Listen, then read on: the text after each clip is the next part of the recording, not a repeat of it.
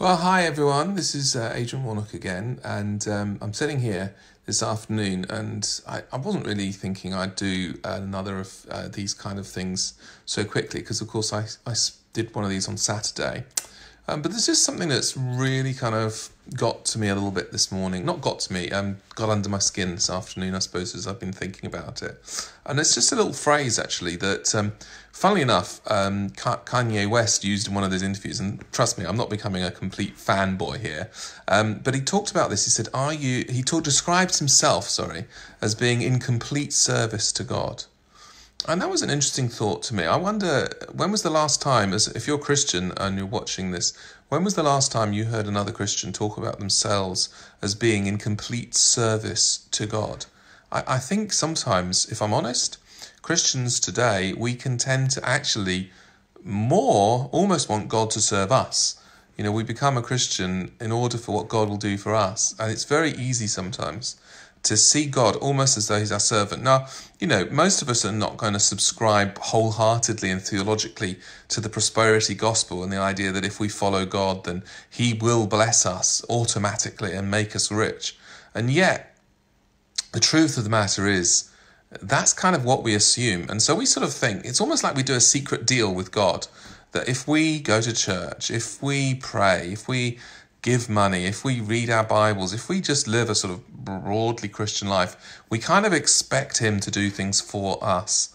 And actually, sometimes it could almost be asked of us, the same as the devil commented on Job. He said this, and this is in the Good News translation, he said, would Job worship you, God, if he got nothing out of it?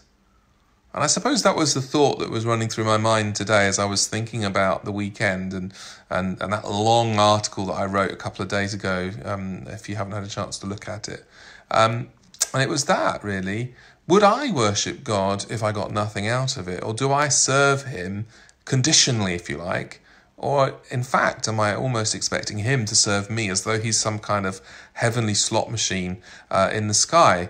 And I do think when suffering hits, and I don't want to sort of belabor the point, but sometimes that can be the moment when you are tested, just as Job was, of course. When things don't work out the way you want them to, do you still worship him? Do you still serve him?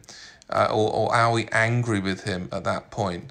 And when we do pray, what do our prayers sound like? Do we come to him with a list of our demands and our requests? Are we saying, God, will you do this? Will you do that? Will you do the next? Will you essentially bless my plans? Or do we come to him as a servant to a master? Do we come to him to worship him? Do we come to him to exalt him? Do we come to him actually to ask him, okay, what is it you want me to do today? What is it that you have for me to do today? And I guess for me personally, today I was thinking, maybe this little blog article that I've written about this, and now this little Facebook Live or podcast, whatever it's called, however you're watching this, might be of some use to a few of you to just stop and think again, am I serving Jesus? Because to serve Jesus, of course, means to obey him. And if Jesus is king, then we should serve him. And that's the title of the article that this is the sort of accompaniment to. Really, that's it. Now, of course, to obey Jesus is not about being a legalist. It's more of a lifestyle. It comes out of love, and it's not meant to be a heavy burden either. His commands are not actually what we'd be expecting from a religious leader. They focus more on the heart than on the externals. And he actually calls us to lay aside our allegiances to other earthly masters and to things that are ruling us. We think we're free, but we're not. And he says, come and be free.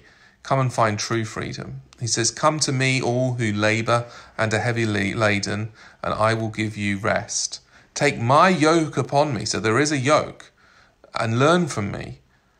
But he says, I am gentle and I am lowly in heart, and you will find rest for your souls, because my yoke is easy and my burden is light.